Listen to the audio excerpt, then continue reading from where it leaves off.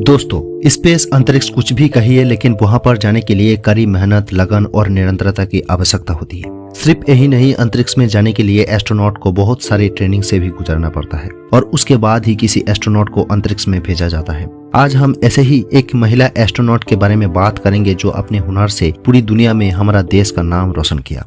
जी हाँ दोस्तों, हम बात कर रहे हैं कल्पना चावला की, जो कि अंतरिक्ष में जाने वाली पहली भारतीय महिला थी। 16 जनवरी 2003 ये वो दिन था जो कल्पना चावला ने अपने दूसरा स्पेस मिशन के लिए उड़ान भरी थी और कल्पना चावला के साथ और 6 क्रू मेंबर भी शामिल थे जो स्पेस में जाकर बहुत सारे रिसर्च करने वाले थे। और इस मिशन में कल्पना चावला और उनके 6 साथी बहुत गर्व से जा तो रहा था, लेकिन उन लोगों को क्या मालूम था कि ये मिशन उनके जिंदगी का आखिरी मिशन साबित होने वाला है।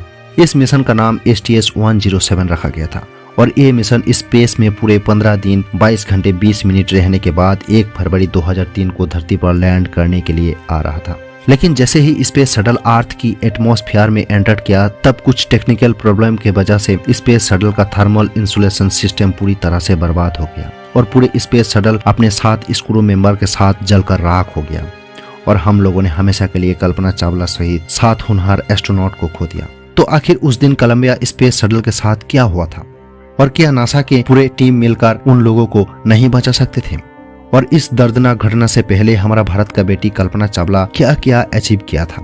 कल्पना चावला थी तो एक हॉकर का बेटी, तो उसको कैसे अमेरिका के नासा जैसे बड़े स्पेस एजेंसी में काम करने का मौका मिला था? इन सारे सवालों का जवाब जानने के लिए वीडियो को अंत तक जरूर देखें। और आपको अगर ऐसा वीडियो पसंद है तो चैनल को सब्सक्राइब करके नोटिफिकेशन बेल को जरूर दबाइए ताकि ऐसा वीडियो आपको रेगुलर मिलता रहे।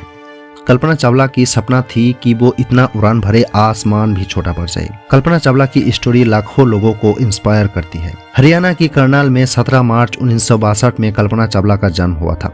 कल्पना चावला का पिता का नाम बनारसी लाल चावला है, जो कि हॉकर का काम करता था, और उनके माता का नाम संजोती चावला है। कल्पना चावला की 4 भाई बहन थे और उनमें से वो सबसे छोटी थी।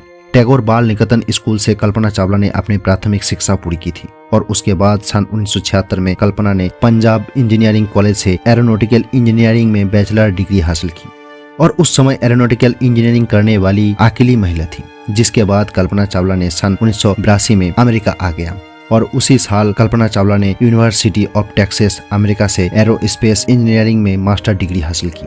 और मास्टर डिग्री करते समय ही कल्पना चावला की मुलाकात जीन पियर हैरिसन से हुई और सन 1983 में कल्पना चावला ने जीन पियर से शादी कर ली।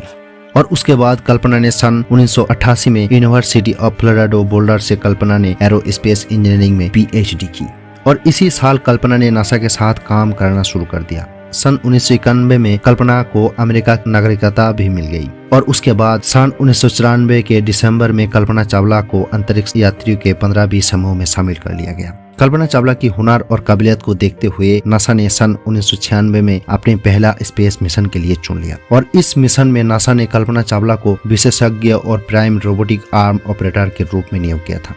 ये स्पेस मिशन नासा संचालित तो कर रहा था, लेकिन ये स्पेस मिशन कल्पना चावला का पहला स्पेस मिशन था। कल्पना चावला की इस पहली स्पेस मिशन ने 19 नवंबर 1997 को उड़ान भरी।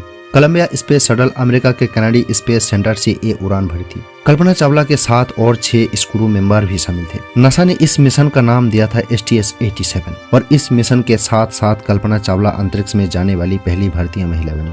और इस मिशन के दौरान कल्पना चावला ने स्पेस में 15 दिन और 16 घंटे बिताया और आखिरकार 5 दिसंबर 1997 को ये स्पेस शटल सफलता के साथ वापस धरती पर आ गया।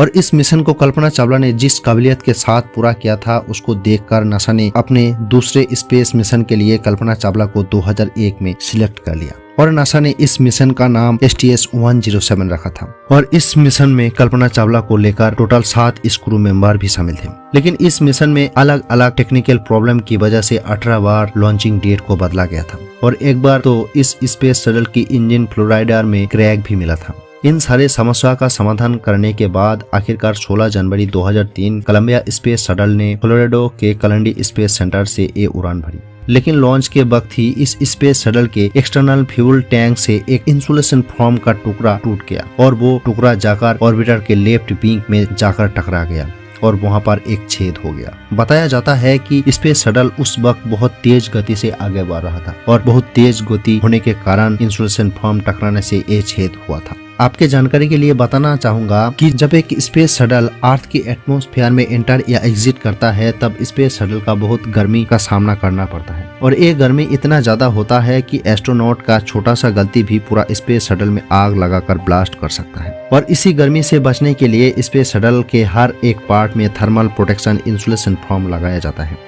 लेकिन नासा की स्पेस मिशन में इंसुलेशन फोम टूट जाना कोई नई बात नहीं थी, क्योंकि इससे पहले कहीं स्पेस मिशन में ऐसा हो चुका था। लेकिन इस बार स्पेस शटल शायद ज्यादा ही डैमेज हो चुका था। लेकिन बाद में रिपोर्ट के मुताबिक पता चला इस डैमेज का खबर नासा के वैज्ञानिकों को पहले ही पता चल चुका था। इसका मतलब ये हुआ कि कोलंबिया स्पेस शटल का लॉन्च होने के बाद ही नासा के वैज्ञानिक ये जान चुके थे कि स्पेस शटल में छेद हो गया है। नासा की टीम ये जानते हुए भी स्पेस शटल में मौजूद एस्ट्रोनॉट को इसके बारे में जानकारी नहीं दी। लेकिन नासा की टीम आखिर ऐसा क्यों किया और क्या नासा के वैज्ञानिकों के लापरवाही की वजह से ये दुर्घटना हुई थी? तो ऐसे में सवाल ये आता है कि इस इंसिडेंट को क्या रोका जा सकता था? तो इस सवाल का जवाब है बिल्कुल नहीं, क्योंकि धरती पर बैठे वैज्ञानिक उतना अंदाजा नहीं लगा सकता है कि स्पेस शटल में कितना डैमेज हुआ है और जाहिर सी बात है कि दूर बैठे वैज्ञानिक इसका सही से अंदाजा भी नहीं लगा सकता था। और ये डैमेज इतना ज्यादा हो गया था, कुछ वैज्ञानिक तो ये कहते हैं कि इस डैमेज का खबर अगर स्पेस शटल में मौजूद एस्ट्रोनॉट को दिया जाता तो वो लोग कुछ भी नहीं कर सकते थे, क्योंकि इस डैमेज को रिपेयर करना उन लोगों का बस की बात नहीं थी। और इस डैमेज का इंफॉर्मेशन अगर स्पेस शटल में मौजूद एस्ट्रोनॉट को पहले से दिया जाता तो वो लोग बहुत घबरा जाता और स्पेस शटल समय से पहले ही कोई दुर्घटना का शिकार हो जाता। और इसी वजह से उन लोगों को पहले से इस डैमेज के बारे में पता चलने नहीं दिया गया। धरती पर बैठे नासा के वैज्ञानिकों के पास स्पेस शटल में मौजूद एस्ट्रोनॉट के लिए दुआ करने से अलावा कोई दूसरा रास्ता भी नहीं था। इसलिए वैज्ञानिकों ने ये मिशन जैसा चल रहा था वैसा चलने दिया और ये स्पेस शटल 15 दिन 22 घंटे 20 मिनट स्पेस में रहने और लगभग 1 करोड़ किलोमीटर से भी ज्यादा ट्रैवल करने के बाद आखिरकार वो घड़ी आ ही गया जब स्पेस शटल को धरती पर लैंड करना था। और 1 फरवरी 2003 कोलंबिया स्पेस शटल भारतीय समय अनुसार शाम के करीब 7:46 पे कैनेडी एसएलआर रनवे 33 पर लैंड करने वाला था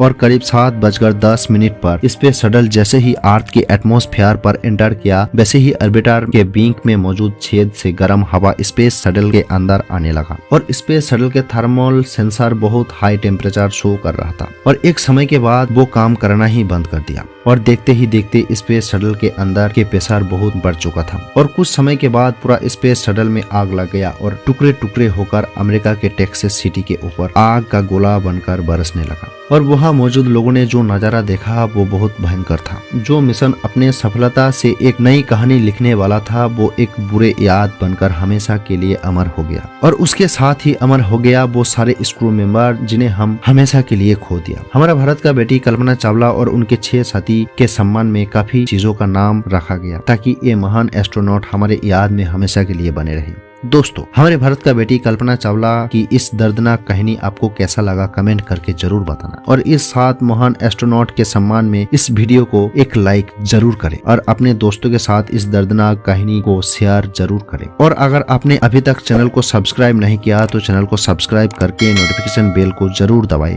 ताकि ऐसा वीडियो आपको रेगुलर मिलता रहे। मिलते हैं और एक नए वीडियो में, तब तक के लिए नमस्कार।